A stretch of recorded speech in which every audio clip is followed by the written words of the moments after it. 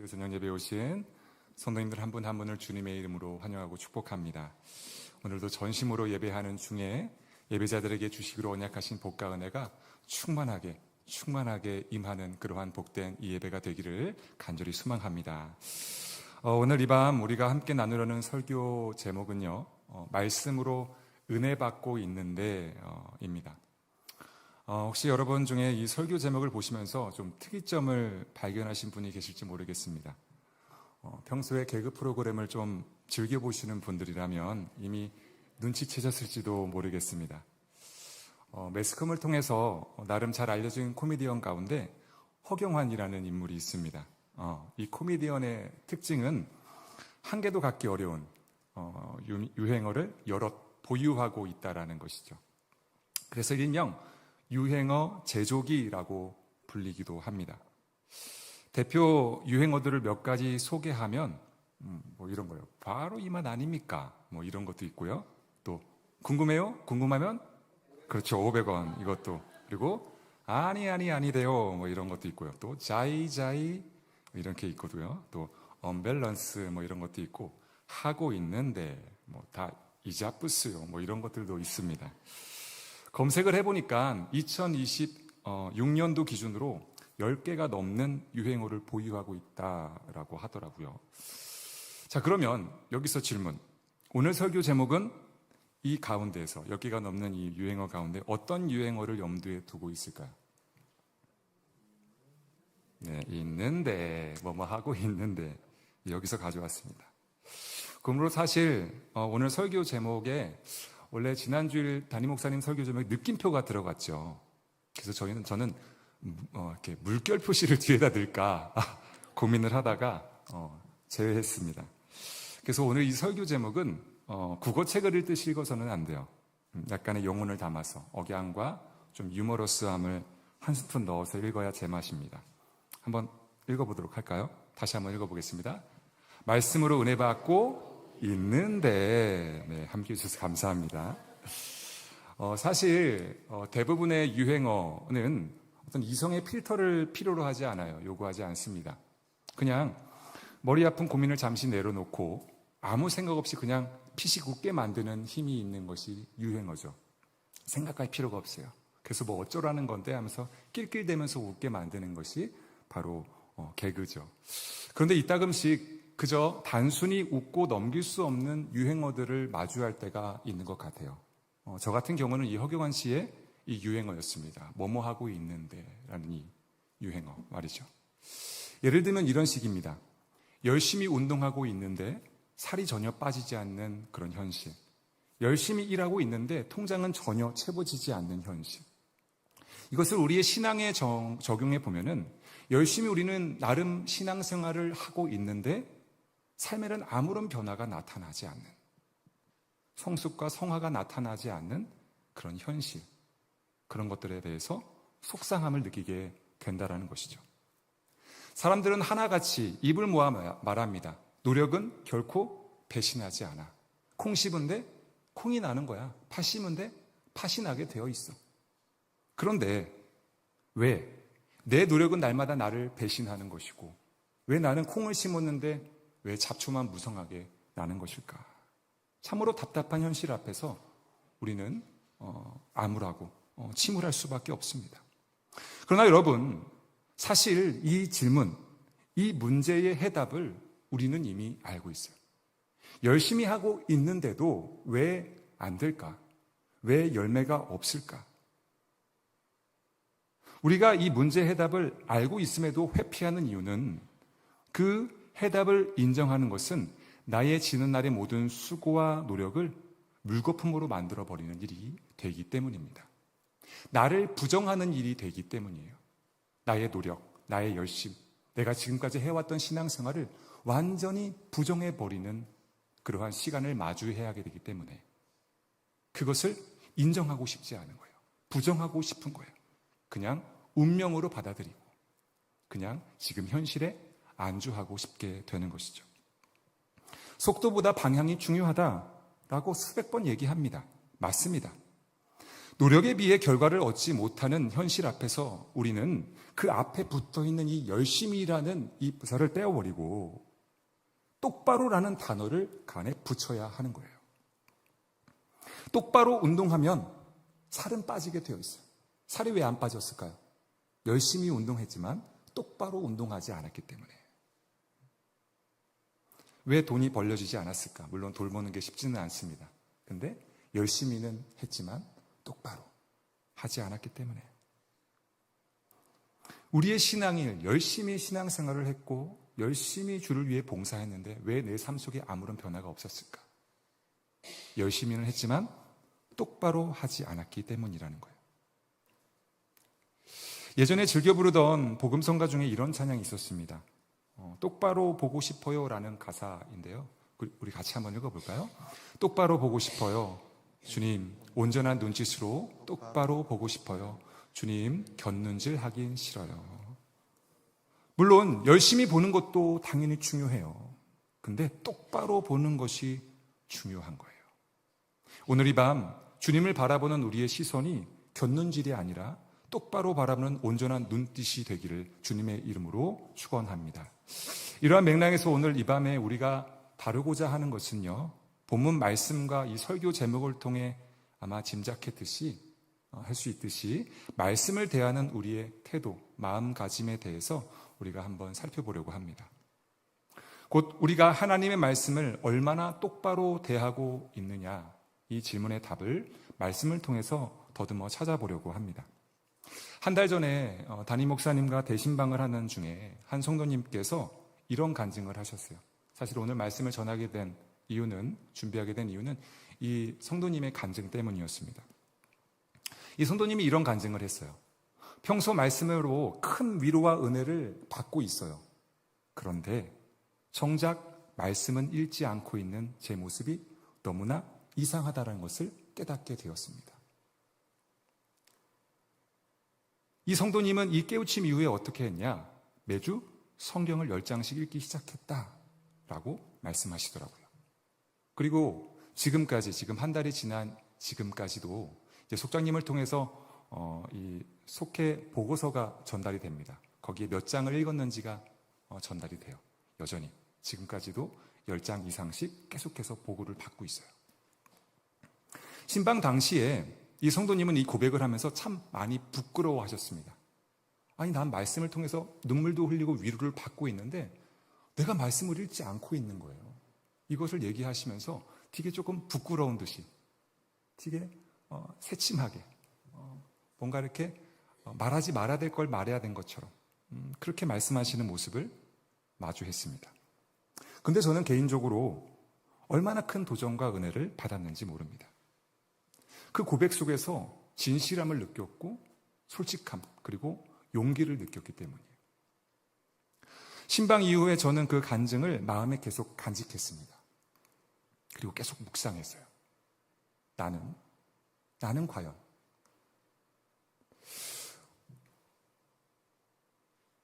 여러분은 어떻습니까? 여러분은 말씀을 통해 은혜 받고 있는데 그거에 비례하여 말씀을 읽고 계십니까? 말씀을 가까이 하고 말씀을 알아가고 말씀을 사랑하고 계십니까? 물론 그 성도님보다 더 많은 장수의 말씀을 읽고 계시는 분도 계실 거예요. 속회 보고서를 통해서 보고받는 걸 보면은 한 100장 넘게 읽으시는 분들도 있어요. 그런데 그렇다 한들 내가 받는 은혜에 비하여 내가 과연 말씀을 읽고 있을까? 그리고 그 말씀을 읽는 동기는 무엇일까? 내가 80장, 100장, 또 1장, 2장, 그것을 읽는 동기는 어디에 있을까? 이것을 참 많이 고민했던 것 같아요. 그러는 중에 오늘 이렇게 기회가 되어서 제가 한 달 동안 깊이 묵상했던 그 은혜를 여러분과 함께 나누어 보려고 합니다. 오늘 우리가 함께 읽은 본문은요, 시편 119편, 매우 독특한 특징을 가지고 있는 시편 가운데 하나입니다. 먼저 성경에서 가장 긴 절수로 구성된 말씀장이죠. 총 176절로 이루어져 있습니다. 그렇죠? 제가 확인하고 왔는데 네, 176절입니다. 또 알파벳 순으로 구성된 시편이에요. 일명 아크로스틱 시라고 하는데 히브리어 22개의 알파벳 순서에 맞춰서 각각 8절씩 구성된 시편이죠.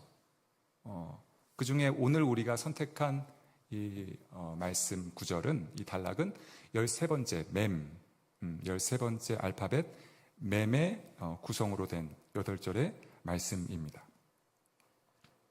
그리고 마지막으로 가장 중요한 특징을 꼽으면 이것이 중요한데 바로 말씀을 강조하고 있다는 거예요.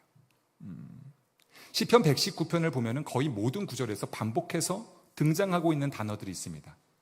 말씀에 대한 그런 단어들인데 율법, 말씀, 계명, 법도, 규례, 증거 등으로 말씀에 대해서 내가 지금 얘기하고 있다, 말씀을 노래하고 있다, 말씀을 어떻게 대해야 하는가, 말씀 앞에 우리는 어떠한 자세로 서야 하는가, 이거에 대해서 계속해서 소개하고 있는 것이 바로 이 시편 119편이죠. 즉 한마디로 정의하면 이 시편 119편은 말씀 지침서라고 표현해도 과언이 아닙니다. 그리고 우리는 이 지침서를 통해서 말씀을 대하는 우리의 태도를 점검할 수 있게 되는 것이죠. 특별히 오늘 우리가 함께 읽은 이 시편 119편 97절로 104절의 말씀은 이 말씀을 대하는 태도를 이 사랑이라는 개념에 관련하여 설명을 이어가고 있음을 우리는 확인할 수가 있습니다. 우리는 오늘 여기에 주목해 보려고 해요. 제가 한 달 동안 묵상하면서 말씀을 대하는 태도는 바로 사랑이 중요하구나, 사랑이 핵심이구나라는 것을 더 깊이 느끼게 되었고, 그렇게 묵상하는 가운데 이 말씀이 오늘 본문 말씀으로 전해야 되겠다라는 마음이 들었습니다. 자, 말씀을 한번 보겠습니다. 첫 번째, 이게 한번 뉘앙스를 살려서 따라해 주셨으면 좋겠어요. 자, 졸음도 떠나가고 좋을 것 같아요. 자, 첫 번째, 자, 함께 합니다. 말씀으로 은혜 받고 있는데 말씀을 읽지는 않아요. 우리가 말씀을 읽지는 않습니다. 자, 97절 말씀을 한번 다시 읽어보겠습니다. 함께 읽겠습니다. 내가 주의 법을 어찌 그리 사랑하는지요, 내가 그것을 종일 작은 소리로 읊조리나이다. 아멘. 오늘 본문을 시작하면서 시편 기자는요, 말씀에 대하는 태도와 마음가짐을 단순한 호감 정도로 표현하고 있지 않다라는 사실을 우리는 확인하게 됩니다. 무엇으로 표현합니까? 호감 정도가 아니에요. 좋아한다라는 표현 정도가 아니에요. 사랑한다라고 표현하고 있습니다. 이 마음가짐이 중요해요. 여러분, 사랑에는 큰 특징이 있어요. 자꾸만 생각이 난다라는 것이죠. 자꾸만 그 대상이 떠오르게 된다라는 거예요. 심지어는 환각을 경험하게 되기도 하죠. 그렇죠? 뒷모습을 봤는데 저 사람 내가 사랑하는 사람 같아서 툭툭툭 쳐보기도 하고, 제가 사람 잘못 봤습니다, 이렇게 말하기도 하고, 온 세상이 그 대상으로 가득 차게 되는 것이 바로 사랑입니다. 마치 오늘 본문의 시편 기자처럼 내가 그것을 종일 작은 소리로 읊조리나이다, 그런 상태가 되어 버리는 거예요. 여러분, 여기서 읊조린다라는 말은요, 입으로 그냥 중얼중얼 거린다라는 것을 의미하지 않습니다. 묵상을 의미합니다. 되새기는 거예요. 깊이 교제하는 거예요. 계속 생각하는 거예요. 계속 떠올리는 거예요. 그렇다면 이 지점에서 우리 신앙을 한번 점검해 봐야 하겠죠. 나는 진정 말씀을 사랑하고 있는가? 나는 종일 그 말씀을 작은 소리로 읊조리고 있는가? 말씀을 사랑하면 말씀을 읽게 되어 있는데 나는 말씀을 읽고 있는가? 이것을 점검해 봐야 되는 거예요. 우리가 말씀을 사랑한다라는 의미가 무엇일까요? 왜 말씀을 사랑합니까? 왜 말씀을 사랑할까? 하나님을 사랑하기 때문에 그 말씀을 사랑하게 되는 거예요. 왜냐하면요, 말씀은 하나님의 사랑의 편지가 되기 때문입니다. 자, 여기서 그런데 우리가 오해하지 말아야 하는 것이 하나 있는데, 짚고 넘어갈 것. 이 깊은 말씀의 묵상 단계, 주용기 읊조리는 이 단계가 우리의 열심으로 이어지는 영역이 아니라는 것을 먼저 우리는 확증하고 넘어가야 하는 거예요. 무엇이 먼저죠? 사랑이 먼저라는 거예요. 사랑하면 하기 싫어도 저절로 하게 되는 것이 묵상이라는 거예요. 우리가 말씀을 주야로 묵상하고 읊조리고 그 안에 머물고 계속해서 말씀을 계속 읽고 또 읽고 또 읽고 하려면 먼저 뭘 해야 돼요? 사랑해야 하는 거예요. 하나님을 사랑해야 하는 거예요. 사랑하면 저절로 읽게 되어 있어요. 그 말씀을 읽게 되어 있는 거예요. 자, 신명기 6장 5절로 9절까지의 말씀을 한번 읽어보도록 하겠습니다. 함께 읽겠습니다. 너는 마음을 다하고 뜻을 다하고 힘을 다하여 내 하나님 여호와를 사랑하라. 오늘 내가 내게 명하는 이 말씀을 너는 마음에 새기고 내 자녀에게 부지런히 가르치며 집에 앉았을 때에든지 길을 갈 때에든지 누워 있을 때에든지 일어날 때에든지 이 말씀을 강론할 것이며 너는 또 그것을 내 손목에 매어 기호를 삼으며 내 미간에 붙여 표로 삼고 또 내 집 문설주와 바깥문에 기록할지니라. 아멘.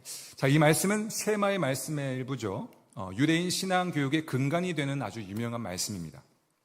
또한 오늘날 기독교에서도 신앙 중심의 삶을 가르치기 위해 매우 중요하게 여기는 말씀 가운데 하나예요. 그런데 여기서 많은 사람들이 헷갈리는 것이 있는데 이 말씀을 마음에 깊이 새기는 과정보다 먼저 이루어져야 하는 것이 있다라는 거예요. 하나님을 사랑하는 것이 먼저다라는 거죠. 근데 이 순서를 헷갈릴 때가 있어요. 마음에 새기는 것, 부지런히 가르치는 것, 길을 갈 때든지 누워있을 때든지 일어날 때든지 그 말씀을 강론하는 것, 그러니까 이 말씀을 계속해서 묵상하고 이 말씀과 함께 살아가는 것이죠. 근데 여기에 자꾸 몰두가 되면서 이걸 도대체 어떻게 하지? 이걸 어떻게 할 수가 있지? 내 힘으로는 불가능할 것 같은데 이것이 가능한 일일까? 이런 생각을 하게 된다는 거예요. 근데 그 앞에 뭐가 있어요? 너는 마음을 다하고 뜻을 다하고 힘을 다하여 내 하나님 여호와를 사랑하라. 사랑하면 된다라는 거예요. 사랑하면 된다. 사랑하면 말씀을 읽게 되는 거예요. 이를 오늘 말씀에 적용하면 하나님을 사랑하면 자연스레 말씀을 읽게 된다라는 것. 주의 법을 어찌 그리 사랑하는지요. 내가 그것을 종일 작은 소리로 읊조리나이다. 이 순서를 헷갈리지 말아야 하는 거예요. 주의 법, 말씀을 사랑하는 이유, 그 말씀은 하나님의 사랑의 편지이기 때문에 우리는 그 말씀을 사랑하게 되는 것이죠. 예를 하나 들어보겠습니다. 우리가 어떤 사랑하는 사람이라는 좀 그러네요. 사랑하는 사람, 연인에게 정성스럽게 어떤 쓴 편지를 받는다면 여러분 어떻게 하시겠습니까? 한 번 읽고 버리시겠습니까? 아니죠? 아니면 훼손될까봐 금고에 넣어두시겠습니까? 한 번 읽고? 아니에요. 또 읽고 또 읽고 또 읽게 되어 있어요. 가장 잘 보이는 곳에 그 편지를 두고 생각이 날 때마다 계속해서 읽을 겁니다. 왜 그렇습니까? 그 편지를 통해 상대방이 나를 얼마나 사랑하는지, 그리고 내가 얼마나 사랑받고 있는지, 그리고 그 대상을 나도 얼마나 사랑하고 있는지를 계속해서 확인하고 싶기 때문이에요. 같은 맥락에서 말씀이 무엇이라고 말씀드렸습니까? 하나님께서 우리에게 보내주신 사랑의 편지입니다. 그렇다면 우리는 마땅히 그 사랑의 편지를 뭐 해야 돼요? 계속해서 읽어야만 하는 거예요. 아니, 읽게 되어 있는 거예요. 저절로 읽게 되어 있습니다. 왜냐하면 하나님을 너무나 사랑하기 때문에 읽어지게 되는 거예요. 읽는 자리로 나아가게 되는 거예요. 그런데 만약에 그렇지 않다면 어쩌면 그것은 스스로 자신이 하나님을 진실로 사랑하고 있지 않다는 사실을 반증하는 꼴이 되어버리고 마는 것이죠. 인기 많은 친구들은 수많은 러브레터를 받습니다. 그렇죠? 그리고 그것을 자랑 삼아 상자에다 가득 담아두죠. 의미가 없어요. 읽지 않습니다. 그냥 이 많은 것들을 보면서 나의 그 잘남, 나의 그 인기를 누리려고 해요. 느끼려고 해요. 그런데 진정한 연인 관계에서의 편지는 그렇지 않아요. 지속해서 읽습니다. 사랑하는 관계에서는 그 편지를 읽고 또 읽고 또 읽고 또 읽고 또 읽게 되어 있는 거예요. 평소 말씀을 통해 은혜 받고 있는데, 눈물은 흘리고 있는데, 위로는 받고 있는데, 정작 그 말씀을 우리가 읽지 않고 있다면 그것은 진정한 은혜가 아니에요. 진정한 눈물이 아닐 수 있어요. 진정한 위로가 아닐 수 있는 거예요. 내가 그분을 정말 사랑하는 관계 속에서 내가 눈물을 흘리고 내가 은혜를 받을 때, 그때 비로소 진정한 은혜와 또 진정한 위로, 진정한 눈물을 주님 앞에 흐를 수 있게 되는 거예요. 그리고 말씀을 읽는 자리로 나아가게 되는 겁니다. 간절히 바라기는 오늘 이 밤 말씀을 통해 초청하시는 사랑하는 주님의 음성에 믿음으로 반응하는 저와 여러분이 되기를 간절히 소망합니다. 그때 비로소 우리는 말씀을 주야로 묵상하는 그 기쁨을 금치 못하는 자신과 마주하게 될 거예요. 시간이 지나는 것도 모르고 계속해서 말씀을 읽고 있는 나의 모습, 졸리지도 않아요. 그 말씀에 계속 파고들고 또 파고들고, 송이꿀보다 더 단 이 말씀, 그러한 그 자리에 계속 머물게 되는 자신과 마주하게 될 것입니다. 그런 저와 여러분이 되기를 간절히 소망합니다. 우리 두 번째 또 한번 뉘앙스를 살려서 한번 읽어보도록 하겠습니다. 말씀으로 은혜 받고 있는데 뭐하고 있습니까? 말씀을 알아가지는 않아요. 이걸 조금 더 구체적으로 얘기하면은 말씀을 통해서 사랑하는 주님을 알아가질 않아요. 98절로 100절까지의 말씀을 한번 읽어보겠습니다. 같이 함께 읽겠습니다. 주의 계명들이 항상 나와 함께하므로 그것들이 나를 원수보다 지혜롭게 하나이다. 내가 주의 증거들을 늘 읊조림으로 나의 명철함이 나의 모든 스승보다 나으며 주의 법도들을 지킴으로 나의 명철함이 노인보다 나으니이다. 아멘. 자, 여기서 우리가 주목할 단어는 지혜와 명철입니다. 이는 말씀의 주된 목적이 단순한 정보 전달에 있지 않다라는 것을 우리에게 말해주고 있기 때문이에요. 우리의 삶을 깨우치고 변화시키는 것에 있다라는 사실을 우리는 여기서 확인하게 됩니다. 그래서 시편 기자는 이렇게 노래했던 거예요. 말씀이 나를 원수보다 지혜롭게 만들었다. 스승보다 명철하게 만들었다. 노인보다 슬그럽게 하였다. 변화가 일어나는 거예요. 말씀은 그런 겁니다. 지식적으로 그냥 쌓여지는 게 아니라는 거예요. 정보 전달의 목적이 있는 게 아니에요. 변화가 일어나는 겁니다. 사랑하는 성도 여러분, 성경은요, 하나님의 마음이 담긴 책입니다. 그래서 우리가 하나님의 말씀을 읽을 때 하나님의 뜻을 알게 되고 하나님의 성품을 알게 되고 하나님의 마음을 알게 되는 거예요. 그리고 그분을 알게 되는 거예요. 내가 사랑하는 그분을 알아가게 되는 거예요. 이건 너무나 자연스러운 그러한 과정이에요. 자연스러운 반응이에요. 그런데 만약 우리가 말씀을 통해 은혜 받고 있는데 하나님에 대해서 전혀 알아가고 있지 않는다면 1년 전에, 2년 전에, 10년 전의 모습과 지금과 하나님을 알아가는 그러한 모습에서 전혀 변화가 없다면 어쩌면 나는 하나님을 사랑하고 있지 않는지도 몰라요. 사랑하면 그 사람을 알아가고 싶어요. 그건 너무나 자연스러운 반응이에요. 예를 하나 들어보겠습니다. 오랜 시간 한 사람과 장기 연애를 하다가 이별을 우리가 경험하게 되면요, 공통적으로 그것을 경험한 사람들이 하는 말이 있습니다.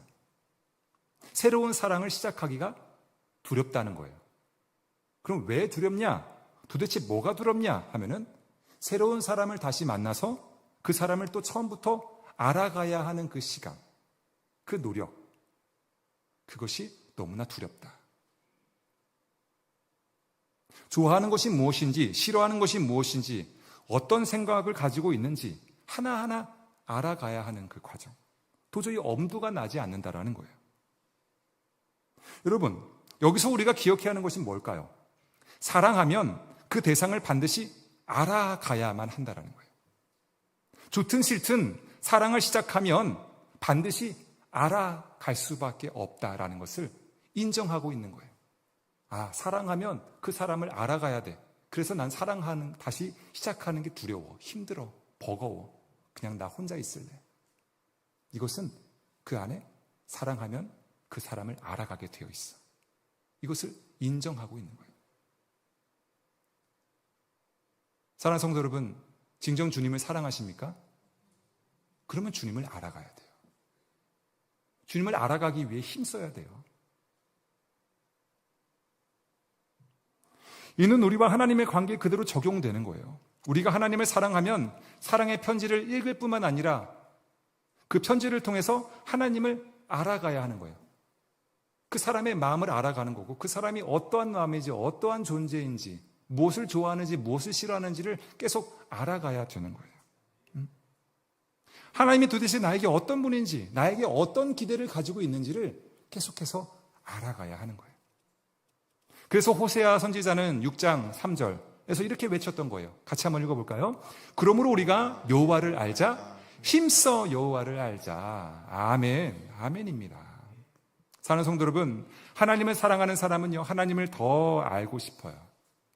그리고 하나님을 알아가는 가장 확실하고 안전한 방법은요, 말씀을 읽는 것임을 명심하시길 축원합니다. 그래서 우리는 말씀을 읽어야 돼요. 자, 세 번째입니다. 또 한번 뉘앙스를 살려서 읽어보겠습니다. 마지막이에요. 자, 말씀으로 은혜 받고 있는데 말씀과 살아가지는 않습니다. 이것은 뭐냐? 말씀의 가르치심, 말씀의 명령에 따라 살아가지 않는다는 거예요. 101절부터 104절 끝절까지 한번 읽어보겠습니다. 함께 읽겠습니다. 내가 주의 말씀을 지키려고 발을 금하여 모든 악한 길로 가지 아니하사오며 주께서 나를 가르치셨으므로 내가 주의 규례들에서 떠나지 아니하였나이다. 주의 말씀의 맛이 내게 어찌 그리 단지요 내 입의 꿀보다 더 다니이다. 주의 법도들로 말미암아 내가 명철하게 되었으므로 모든 거짓 행위를 미워하나이다. 아멘. 자, 이 대목에서 우리가 확인하게 되는 중요한 진리 하나, 이 말씀이 삶 속에 그대로 적용되어 함께 살아가고 있다는 거예요. 말씀과 함께 동행하고 동거하고 동역하는 인생을 살아가게 된다는 거예요. 말씀을 사랑하면요, 그 말씀과 함께 살아가게 되어 있어요. 여러분, 우리가 사랑하면 사랑의 최종 종착지는 뭐예요?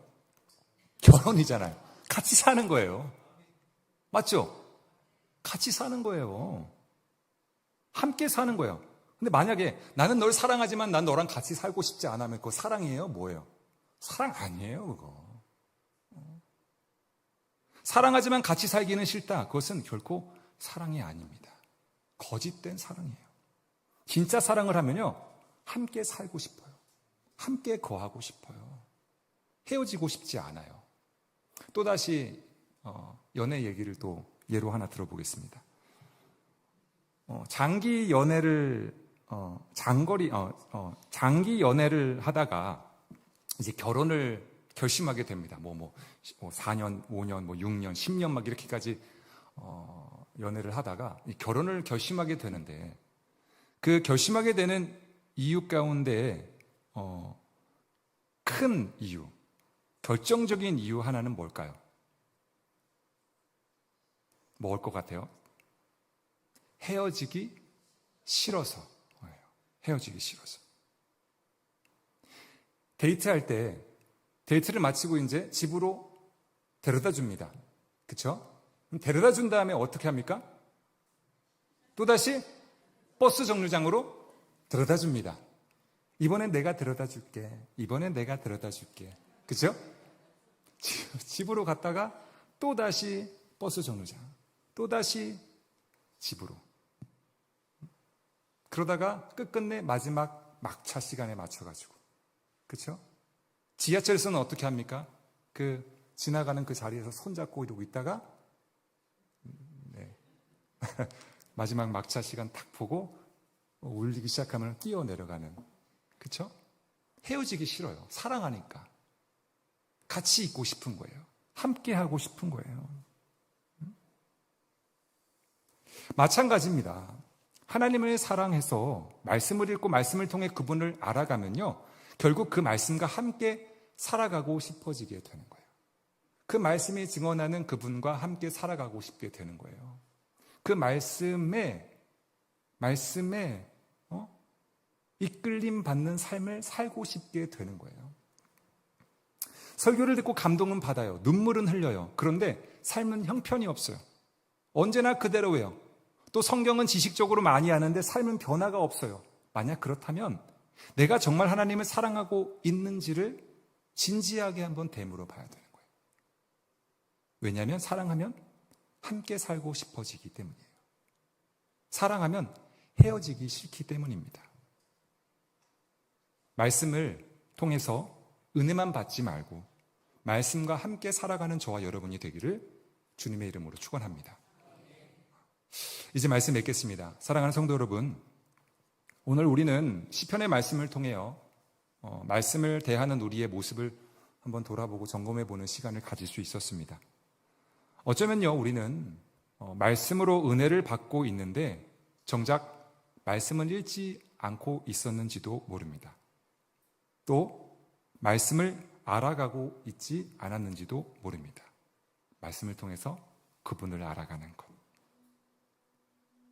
말씀을 통해서 지식적으로는 쌓고 있었지만 내 사랑하는 그 주님을 과연 내가 알아가고 있었는가? 말씀을 읽고 있었는데 내가 이 말씀 속에서 내 사랑하는 그 주님을 읽어 내려가고 있었는가? 내가 말씀을 읽고 있었어요. 근데 이 말씀의 주장, 이 말씀의 명령, 그 앞에 외면하고 있지는 않았는가? 나 주님 사랑해요. 그런데요, 주님 여기까지. 내 영역에 침범하지 마세요. 그것은요, 주님을 내가 사랑하고 있지 않다라는 것을 반증하는 거예요. 그것은 진정으로 주님과 사랑의 관계를 맺고 있는 모습이 아닙니다. 오늘 하나님께서는 그런 우리에게 정죄가 아니라 기회를 주고 계신 거예요. 이제 나와 진짜 사랑을 좀 하자. 나 너랑 진짜 사랑하고 싶어. 며칠 전에 또 담임 목사님과 또 다른 속회예요. 다른 속회랑 대신방을 하던 중에 속장님이 미리 이제 기도 제목을 받아서 이렇게 담임 목사님과 또 이렇게 저에게 줍니다. 근데 이 기도 제목을 쭉 보는데 눈길을 사로잡는 기도 제목이 있었어요. 다른 성도님들의 기도 제목은 아주 구체적으로 빽빽하게 적혀 있는데 그분의 기도 제목만 아주 단순한 거예요. 딱 한 줄. 뭐냐면 하나님 감사합니다. 사랑합니다. 사실 처음에는 좀 가볍게 느껴졌어요. 기도 제목이 없나? 이렇게 생각했습니다. 그런데 신방이 시작되고 그 성도님의 간증을 듣고 나니까 이보다 더 귀한 기도 제목이 없구나라는 것을 깨달았어요. 성도님의 간증은 아주 심플했어요. 목사님, 저는 지금 하나님과 아주 진한 연애를 하고 있어요. 그래서 모든 것이 감사합니다. 아멘이십니까? 없는 거예요, 뭐가. 주님 사랑하니까, 주님과 지금 사랑하고 있으니까 나 지금 거기에 있어서 아무런 걱정과 염려가 없어. 모든 것이 감사의 조건이에요. 그렇습니다. 사랑하면 그렇게 되는 거예요. 그 사람으로 가득 채워지는 거예요.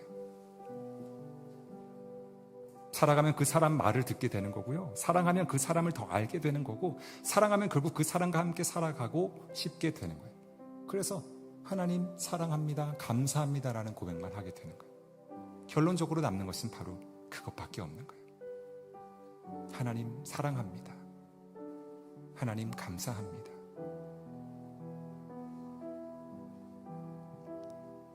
사랑하는 성도 여러분,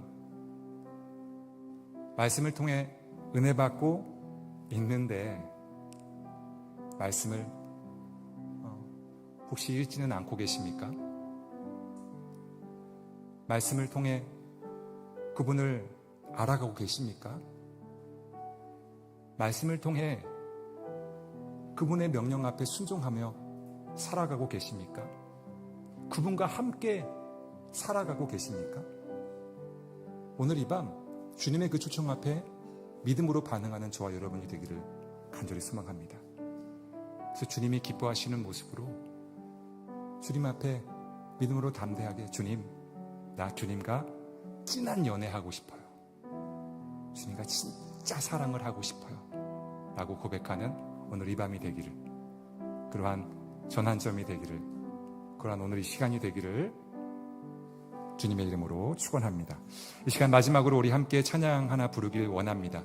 우리 가사에다가 우리의 마음을 담아서, 그리고 또 그 가사에 담겨진 우리를 향한 주님의 사랑을 기억하며 우리 함께 찬양하시고 우리 함께 기도하는 시간 갖도록 하겠습니다. 우리 그럼에도 불구하고 우리 함께 찬양하겠습니다.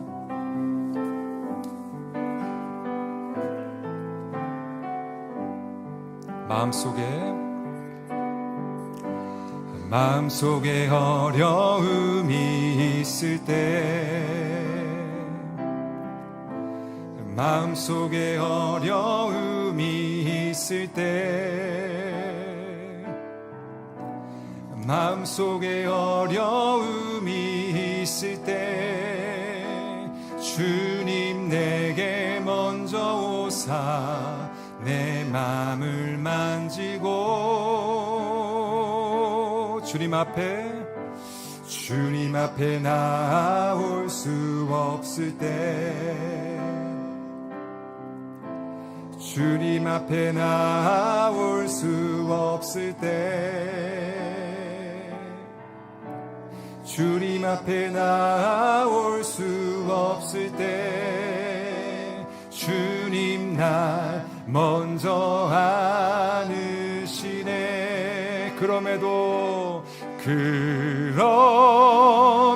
불구하고 날 사랑하시는 내 하나님의 사랑은 나의 모든 걸 덮고, 그럼에도 불구하고 날 안아주시는 내 하나님을 부를 때 아버지라 그럼에도